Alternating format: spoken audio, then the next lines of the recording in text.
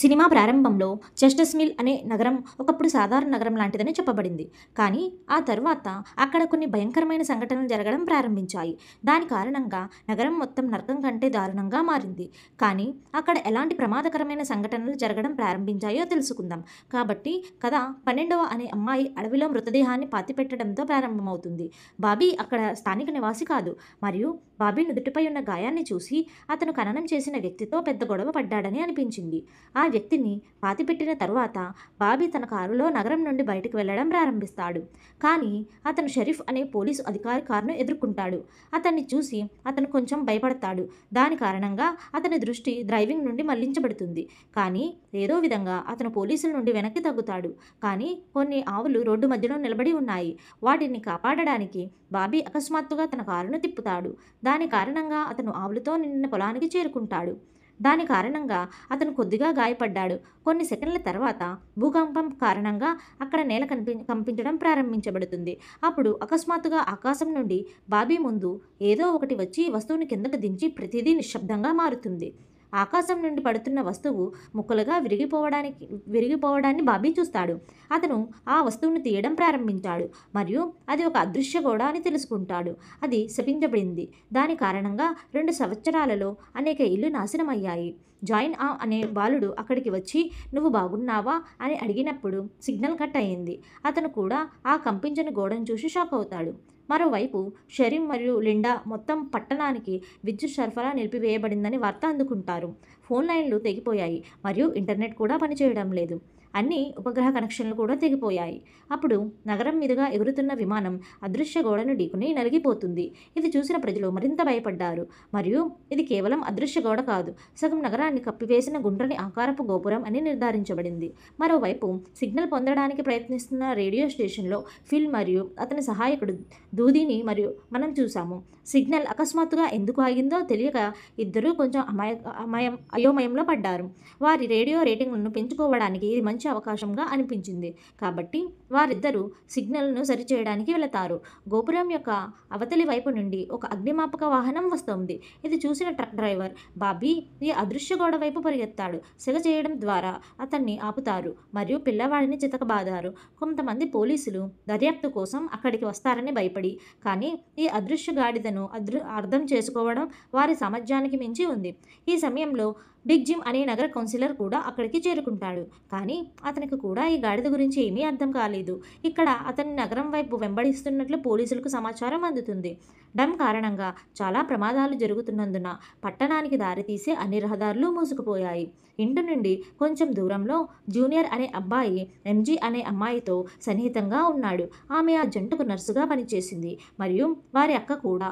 సన్నిహితంగా ఉన్న తరువాత జూనియర్ నేను నిన్ను చాలా ప్రేమిస్తున్నానని చెబుతుంది. కానీ ఆమె తనకు అలా ఏమీ చేయనని చెబుతుంది. ఇది జూనియర్ హృదయాన్ని విచ్ఛిన్నం చేస్తుంది మరియు వారిద్దరూ వాదించడం ప్రారంభిస్తారు. వారి వాదన చాలా వేడిగా మారుతుంది. అతను ఆమెను చెంపదెబ్బ కొట్టి అక్కడి నుండి వెళ్ళిపోతాడు. దీని తరువాత మేము 3 వ్యక్తుల కుటుంబాన్ని చూస్తాము. అందులో తల్లి కరోలిన్ ఎల్లిస్ మరియు వారి కుమార్తె నూరి ఈ పట్టణం వైపు వెళుతున్నారు. డమ్ తమను పట్టణంతో బెదిరించాడని వారికి తెలియదు. మరోవైపు చెస్ట్ బిల్ పట్టణంలో చాలా ప్రసిద్ధి చెందిన జూలియా అనే పరిశోధనాత్మక రిపోర్టర్ను మనం చూస్తాము. ఒకరోజు ఒక మహిళ ఆమెకు ఒక రహస్య వార్త చెప్పడానికి కాల్ చేసింది. ఆ మహిళ ఆమెకు 6 ట్రక్కుల ప్రాసెస్ నిండిన వీక్ జస్టిస్ మిల్లుకు వెళ్తున్నట్లు తాను చూశానని మరియు ఆమె ప్రకారం ఇంధనంగా పెద్ద మొత్తంలో ప్రాసెస్ రవాణా చేయబడుతుందని చెబుతుంది. పట్టణానికి రావడం ప్రమాదకరమైన ప్రణాళికలో భాగం కావచ్చు. జూలియా ఆ మహిళతో ఈ విషయాన్ని దర్యాప్తు చేస్తానని హామీ ఇస్తుంది. కానీ ఆమె తన పనిలో చాలా బిజీగా ఉంది. దానిపై దృష్టి పెట్టడానికి కాదు. ఇంతలో బిగ్ జిమ్ రేడియో స్టేషన్కి వెళ్ళి అత్యవసర పరిస్థితిని ప్రకటిస్తాడు.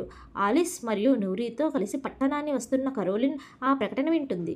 కానీ అది ఏదో రకమైన అత్యవసర పరిస్థితి అని ఆమె భావిస్తుంది. ఇది ఒక ప్రకటన కాబట్టి ఆమె ఈ ప్రకటనను పట్టించుకోదు మరియు ఆమె కారును ఢీకొట్టకుండా త్రుటిలో తప్పించుకుంది. ఎందుకంటే దానికి ముందు అవతలి వైపు నుండి వస్తున్న ట్రక్కు కారుని ఢీకొట్టి నుజ్జు అవుతుంది. ఇది చూసిన ఆమె వెంటనే తన కారు బ్రేకులను వర్తింపచేస్తుంది. ఇది పెద్ద ప్రమాదాన్ని చూసి నూరి భయపడి మూర్ఛపోతుంది. కానీ మూర్ఛపోయే ముందు ఆమె పింక్ స్టార్ సైన్ పిలుస్తుంది. ఇప్పుడు నూరిని త్వరగా ఇక్కడి నుండి ఆసుపత్రికి తీసుకువెళతారు. ఇది పట్టణంలో జరుగుతున్న సంఘటనల కారణంగా గాయపడిన వ్యక్తులతో నిండి ఉంది. జూలియా మరియు బార్బ్ కూడా గాయపడిన వారిని ఆసుపత్రికి తీసుకువస్తున్నారు. జూలియా భర్త కూడా అదే ఆసుపత్రిలో వైద్యుడు. ఆమెను కలవడానికి వెళుతుంది, కానీ ఆ సమయంలో ఆమె భర్త ఆసుపత్రిలో లేడు. ఆసుపత్రిలో జూలియా తన భర్త ఆదివారాల్లో ఎప్పుడూ పనిచేయలేదని, కానీ అతను ఎప్పుడూ జూలియాతో అబద్ధం చెబుతాడని తెలుసుకుంటుంది. ఆసుపత్రి వెలుపల బాడీ మరియు గా కలవడం మనం చూస్తాము. వారిద్దరూ కలిసి ఉండటం చూసి జూనియర్లో వేరే రకమైన అసూయ తలెత్తుతుంది. ఇప్పుడు పట్టణ సరిహద్దులను సైన్యం మూసివేస్తుంది. చాలామంది శాస్త్రవేత్తలు మరియు నిపుణులను కూడా ఆ ఆసుపత్రికి పిలుస్తారు. ఈ వింత సమస్యకు కారణం తెలియదు, కానీ కొన్ని గంటల తర్వాత బిగ్ జిమ్ మాట్లాడడానికి షరీఫ్ను ప్రొపేన్ ట్రక్కులో కలుస్తాడు. ఇక్కడ అతని బటన్ ద్వారా మనకు తెలుస్తుంది. అతనికి టామ్ ట్రక్ గురించి ఇప్పటికే కొంచెం తెలుసు, కానీ అతను దాని గురించి బహిరంగంగా మాట్లాడడం లేదు. వ్యాపారవేత్త ఒకరోజు పట్టణంలో ఉండాల్సి వచ్చింది మరియు అతనికి బస చేయడానికి స్థలం లేదు, కాబట్టి అతను తన కారులో రాత్రి గడపాలని నిర్ణయించుకున్నాడు. జూనియర్ తన దగ్గరికి వచ్చి జీకి దూరంగా ఉండమని అడిగినప్పుడు నెమ్మదిగా అతని మాటలు బెదిరింపులుగా మారతాయి. తన తప్పు ఏమిటని తెలిసి బాబీ ఆశ్చర్యపోతాడు. ఇంతలో జూలియా అక్కడికి వచ్చి గొడవ ఆపేస్తాడు. ఇక్కడి నుంచి సన్నివేశం మారుతుంది మరియు కొంతమంది యువకులు ఒకే చోట పార్టీ చేసుకుంటున్నారని మనం చూస్తాము. వారిలో జై కూడా ఉన్నాడు. జై ఒక అబ్బాయితో అక్కడి పరిస్థితి గురించి మాట్లాడడం ప్రారంభిస్తున్నాడు, కానీ అకస్మాత్తుగా జై భయపడడం ప్రారంభిస్తాడు మరియు అతను నవ్వి ఇంతకు ముందు చెప్పినట్లుగా పింక్ స్టార్ పాటలో మనం మాట్లాడడం ప్రారంభిస్తాడు. జై సోదరి ఎంజీ ఇంట్లో ఒంటరిగా ఉంది. అకస్మాత్తుగా జూనియర్ ఆమె ఇంట్లోకి ప్రవేశించి ఆమెను కిడ్నాప్ చేసి తన తండ్రి శిథిలావస్థలో ఉన్న ఆశ్రయానికి తీసుకువెళతాడు. ఇక్కడ అతను ఆమెకు ఈ శిథిలావస్థలో ఉన్న ఆశ్రయంలో నగరం ఏమి చేస్తుందో నాకు తెలుసు అని చెబుతాడు. ఇక్కడ జీ అతని నుండి బిగ్ జిమ్ జూనియర్ తండ్రి అని తెలుసుకుంటాడు. జూనియర్ తన తండ్రి తన కుటుంబం యొక్క భద్రత గురించి ఎల్లప్పుడూ ఆందోళన చెందుతున్నాడని, అందుకే అతని కుటుంబం కోసం ఒక ఆశ్రయం నిర్మించడానికి కూడా ఎంజీకి చెబుతాడు. మరోవైపు జూలియా బాబీని తన ఇంట్లో ఉండడానికి తీసుకువస్తుంది. అకస్మాత్తుగా బాబీ లిండా తన భర్త ఫోటో చూసి ఉదయం తాను చంపిన వ్యక్తి ఇతడేనని గ్రహిస్తుంది. మరోవైపు లిండా మరియు షరీఫ్ అన్ని వాహనాలను ఒక కన్నేసి ఉంచుతున్నారు, తద్వారా ఎవరు ప్రమాదవశాత్తు వాహనంతో ఢీకొనకుండా ఉంటారు. అప్పుడు అకస్మాత్తుగా షరీఫ్ దాడికి గురై అక్కడికక్కడే మరణిస్తాడు. ఇక్కడ నుండి ఉదయం జరిగిన సంఘటన ఫ్లాష్బ్యాక్లో మనం చూపించారు. అక్కడ బాబీ పట్టణంలో జూలియా భర్త డాక్టర్ ఆమెను కలవడానికి వచ్చారు. అతను కొంత చెల్లింపు గురించి అతనితో మాట్లాడతాడు, కానీ డాక్టర్ అతని చెల్లించడానికి నిరాకరించాడు. దాని కారణంగా వారిద్దరూ గొడవ పడతారు మరియు అనుకోకుండా బాబీ అతన్ని కత్తితో పొడిచి చంపుతాడు. బాబీ పొరపాటున చంపినా దానికి శిక్ష పడుతుందని తెలుసు మరియు దీని నుండి అతన్ని రక్షించడానికి అతను ఒక మృతదేహాన్ని అడవిలో పాతిపెట్టాడు. ప్రస్తుతం అతను ఉదయం మేల్కొంటున్నప్పుడు అతని మెడ గొలుసు కనిపించడం లేదు, కాబట్టి అతను జూలియాను దాని గురించి అడుగుతాడు. జూలియా అతని గొలుసును కనుగొని అతనికి ఇస్తానని చెబుతుంది. అప్పుడు బాబీ తన భర్తను చంపిన క్యాబిన్లో గొలుసు పడిపోయిందని గుర్తు చేసుకుంటుంది. మరోవైపు జై నిన్న రాత్రి మూచ సమయంలో అతనికి సహాయం చేసిన తన స్నేహితుడు బందో ఉన్నాడు. పింక్ స్టార్ సోదరుడు గురించి నిన్న రాత్రి దాడి సమయంలో అతను ఏమి చెప్పాడో బాబీ అతన్ని అడుగుతాడు, కానీ జై దాని గురించి ఏమీ గుర్తించలేకపోయాడు. రేడియో స్టేషన్లో డోడీ ఒక ప్రత్యేక పరికరం సహాయంతో ఆనకట్ట వెలుపల ఉన్న వ్యక్తులను సంప్రదించడంలో విజయం సాధిస్తాడు. సైనికులు ఒకరితో ఒకరు మాట్లాడుకోవడం ఆమె వినగలుగుతుంది.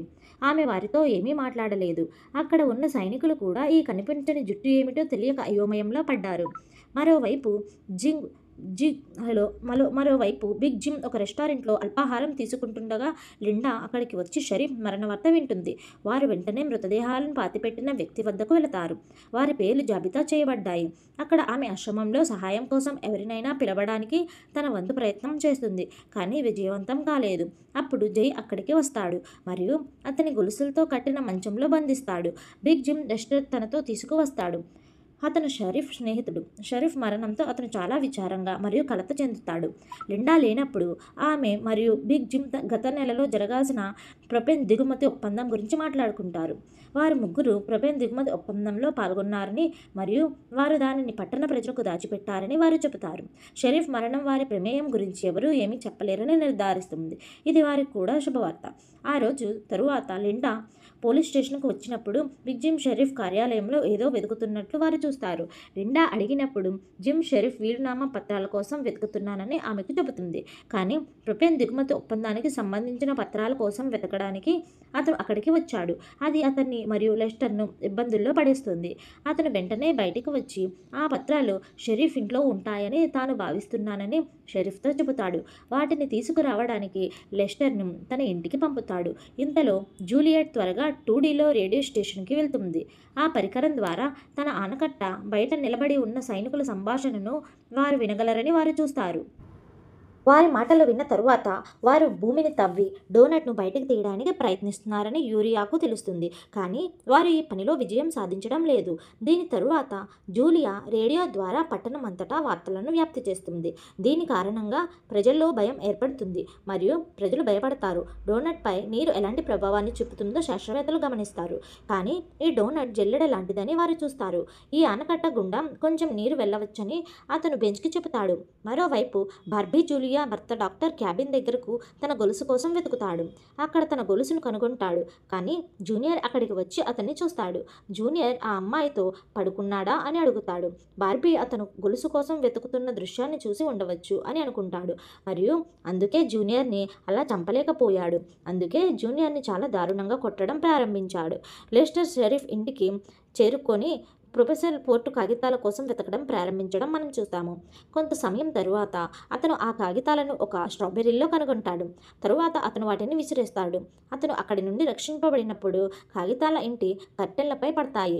దీని కారణంగా ఇంటి మొత్తం పైకప్పు వ్యాపిస్తుంది మరియు ఇల్లు మొత్తం కాలిపోతుంది. ఇది చూసి చాలామంది గుమిగూడి మంటలను ఆర్పడానికి ప్రయత్నిస్తారు. కానీ అగ్నిమాపక వాహనం లేకుండా మంటలను ఆర్పడం అసాధ్యం.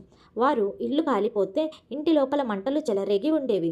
ఉష్ణోగ్రత చాలా పెరిగి ప్రజలు చనిపోయే అవకాశం ఉంది. కాబట్టి అందరూ కలిసి మంటలను ఆర్పడానికి ప్రయత్నించారు. బాబీ ప్రజలను ఆ మంటలను ఆర్పడానికి నడిపిస్తుంది. అప్పుడు లిండా ఇంటి లోపల నుండి లెస్నర్ అరుపులను వింటుంది. ఆమె లోపలికి వెళ్ళి అతన్ని బయటకు లాగి చికిత్స కోసం వైద్యుడి వద్దకు పంపుతుంది. ఇక్కడ ప్రజలు 1 గంట తర్వాత కూడా మంటలను ఆర్పడంలో విజయం సాధించలేకపోయారు. దీనికి విరుద్ధంగా మంటలు మరింతగా పోతాయి. చివరికి జిమ్ ఒక లోడర్తో వచ్చి ఇంటిని కూల్చివేస్తాడు.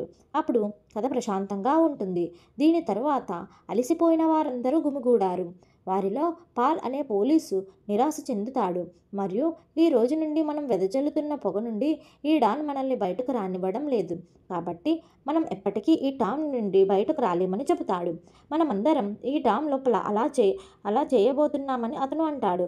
ఇలా చెబుతూ అతను గాలిలోకి తుపాకీ విసిరాడు. అది టామ్ను ఢీకొట్టి మరొక పోలీసును ఢీకొట్టి వెంటనే అతను చనిపోతాడు. ఇక్కడ పాల్ అరెస్టు చేయబడ్డాడు. చీకటి పడగానే జే మరియు అతని స్నేహితులు స్కేటింగ్కు వెళతారు. అప్పుడు నూరి జే వద్దకు వెళ్ళి తన ఫోటోను చార్జ్ చేయవలసి ఉందని చెబుతాడు. పట్టణంలో కొన్ని ఇళ్లలో మాత్రమే అందుబాటులో ఉన్న జనరేటర్ అతని ఇంట్లో ఉన్నందున అతన్ని తన ఇంటికి తీసుకువెళతాడు. లిండా పాల్ను జే వద్దకు తీసుకువెళుతుంది. కొంతమంది పోలీస్ స్టేషన్లో వెలుపల నిరసన తెలుపుతున్నారు. పోలీసుల పేలవమైన వ్యవస్థను వ్యతిరేకంగా జిమ్ నిరసన తెలుపుతున్నాడు. చదువుకుంటే వారందరికీ సహాయం లభిస్తుందని చెప్పి జిమ్ వారిని శాంతింపచేస్తాడు. లాకప్లో బంధించిన తరువాత జైకి గుండెపోటు వస్తుంది. దానిని లిండా అతనికి సహాయం చేయడానికి వెళ్తుంది. ఆమె లోపలికి పరిగెత్తింది. కానీ బాల్ దాడి చేసినట్లుగా నటిస్తున్నాడని ఆమెకు తెలుస్తుంది. ఈ అవకాశాన్ని సద్వినియోగం చేసుకుని పాల్ అతన్ని లాకప్లోకి నెట్టి బంధించి అక్కడి నుంచి పారిపోతాడు. ఇంతలో జూనియర్ మళ్ళీ జీ వద్దకు వెళ్తాడు. అతన్ని అక్కడి నుంచి బయటకు తీసుకురావాలంటే జూనియర్ని అబద్ధంలో బంధించాల్సి ఉంటుందని జీ అర్థం చేసుకుంటుంది. అందుకే ఆమె ఇద్దరూ కలిసి ఒక బ్యాండ్లో ఉన్నప్పుడు తన బాల్యంలోని జ్ఞాపకాలను అతనికి చెబుతుంది. జే సొరంగం దగ్గరకు వెళ్ళేవాడు మరియు బహుశా డోమ్కా సొరంగం మీద ఎటువంటి ప్రభావం చూపకపోవచ్చు. కాబట్టి వారు బయటకు వెళ్ళవచ్చు అని చెబుతాడు. ఇక్కడ జిమ్ మరియు ఇప్పుడు ఆమెతో ప్రేమలో పడ్డాడని, కాబట్టి బహుశా అతను ఆమెను వదిలి వెళ్ళే అవకాశం ఉందని అనుకుంటాడు. కానీ అలాంటిదేమీ జరగదు. జూనియర్ ఒంటరిగా ఆమెను ఛానల్కి వెళ్ళమని చెప్పి అతని విమానంలో పంపుతాడు. జిమ్ పోలీస్ స్టేషన్కి వచ్చినప్పుడు లిండా పాల్ను బదులుగా పాల్ను లాకప్లో చూస్తుంది. ఆమె వెంటనే అతన్ని లాకప్ నుండి బయటకు తీసుకువెళుతుంది. పాల్ తనతో పాటు ఒక రైఫిల్ మరియు కొన్ని బుల్లెట్లను తీసుకువెళ్ళాడని వారికి తెలుస్తుంది. పాల్ తరచుగా అడవికి వేటకు వెళ్తాడని ఆమెకు తెలుసు కాబట్టి లిండా వెంటనే అతని వెతుకుతూ అడవికి వెళుతుంది. జిమ్ పాల్ వండడానికి ఒక వంటకం సిద్ధం చేస్తుంది. రెస్టారెంట్లో కూర్చున్న కరోలిన్ నర్వీ గురించి ఆందోళన చెందింది. ఎందుకంటే ఆమె నిన్న రాత్రి తన ఇద్దరు తల్లులకు చెప్పకుండా టీ హౌస్లో ఆగింది. పాల్ కోసం వెతకడానికి తన బృందంలో చేరమని జిమ్ ప్రజలను అడుగుతాడు. మంటలను ఆర్పడంలో మంచి నాయకుడిగా నిరూపించుకున్నందున బాబీని తమతో రావాలని కూడా అతను అడుగుతాడు. దీని తర్వాత వారు అడవికి వెళతారు. దారిలో పాల్ కూడా తన లక్షణాలను చూపించి తాను కూడా సైన్యంలో చేరానని వారికి చెబుతాడు.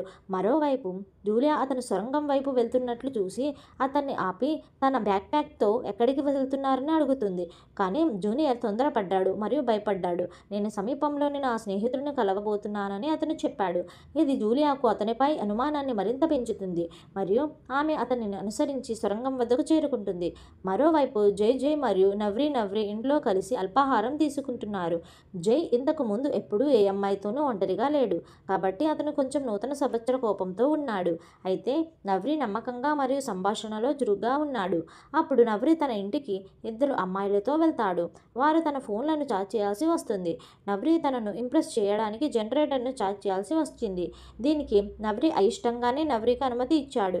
ఎందుకంటే జనరేటర్ పట్టణంలో చాలా అరుదైన విషయం మరియు దానిని దుర్వినియోగం చేయడం సరైనదని అతను భావించలేదు. మరోవైపు అడవిలో శోధన బృందం పాల్ను కనుగొంటుందని మనం చూస్తాము. కానీ ఈ సమయంలో పాల్ ఒక అబ్బాయిని కాలు మీద కొట్టాడు. అతన్ని నిర్వహించడానికి మరొక అబ్బాయి కూడా అక్కడే ఉంటాడు. జిమ్ మరియు నవ్రీ కూడా పాల్ వెంట పరిగెత్తారు. మరోవైపు జూనియర్ సొరంగం చివరను చేరుకున్నాడు. అక్కడ నవ్రీ కూడా సొరంగం పగలగొట్టాడని అతనికి తెలుస్తుంది.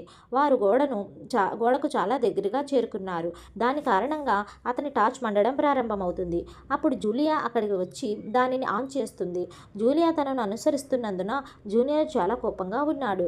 జూనియర్ ఆమెను పిచ్చివాడిలా వెంబడించడం ప్రారంభించాడు. అతను కనిపించిన గోడని నిర్మించడం ప్రారంభిస్తాడు. దాని కారణంగా జూలియా అతన్ని ఆపుతాడు. తర్వాత ఇద్దరూ కూర్చుని మాట్లాడడం ప్రారంభిస్తారు. తాను చూసిన తప్పు వల్లే తాను ఈ పనికి జర్నలిస్ట్ ఉద్యోగంలో చిక్కుకున్నానని జూలియా అతనికి చెబుతుంది. ఇంతలో జై ఇల్లు తన జనరేటర్ తన సొంత అవసరాలకు ఉపయోగించుకునే వ్యక్తులతో నిండి ఉంది. ఒక చెడ్డ బాలుడు జనరేటర్ను ప్రజల నుంచి తీసుకుంటాడు. తనది కాని పని చేసినందుకు ఆమె నుండి డబ్బులు వసూలు చేయడానికి ప్రయత్నిస్తాడు. కానీ అతనికి వ్యతిరేకంగా మాట్లాడడానికి ఎవరూ లేరు. ఇది చూసిన నాయి ప్రతిదీ నిర్వహించడానికి ముందుకు వెళుతుంది. కానీ విషయం మరింత విచారకంగా మారుతుంది. కానీ ఏదైనా తప్పు జరగకముందే వెలుగు ఆరిపోయింది. జై వాదనలో తనకు మద్దతు ఇచ్చినందున నాయి చాలా సంతోషంగా ఉంది. అడవిలో బాబీ నుండి జిమ్ పాల్ వద్దకు చేరుకున్నాడు. కానీ పాల్ తన తుపాకీని తీసి జిమ్కు కాల్చబోతుండగా లిండా వెనుక నుండి వచ్చి అతన్ని కాల్చివేసింది. మరోవైపు కరోలిన్ జై ఇంటికి వెళ్ళి తన కుమార్తె నూరీని కలిసి తాను కొంచెం బాధ్యత వహించాలని చెబుతుంది. ఆమె మాటలను విన్న జై మరియు నూరీ కరచాలనం చేసుకున్నారు. దీని కారణంగా మాటల మార్పిడి జరుగుతుంది మరియు ఈ సమయంలో ఇద్దరూ భయపడడం ప్రారంభిస్తారు. ఇద్దరు పింక్ స్టార్ హోటల్లో కలిసి మాట్లాడుతున్నారు.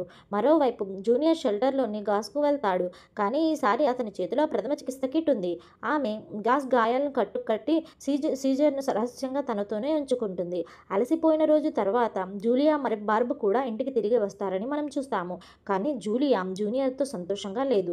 ఆమె మాటలు విన్న తరువాత ఆమె తన వదినను అనుమానించడం ప్రారంభించింది మరియు ఆమె వదిన స్నానానికి వెళ్ళినప్పుడు జూలియా ఆమె శరీరాన్ని తనిఖీ చేయడం ప్రారంభిస్తుంది. ఈ వీడియో నచ్చితే లైక్ చేసి ఛానల్ని సబ్స్క్రైబ్ చేసుకోండి. మరో వీడియోతో మళ్ళీ కలుద్దాం. Thank you. బాయ్.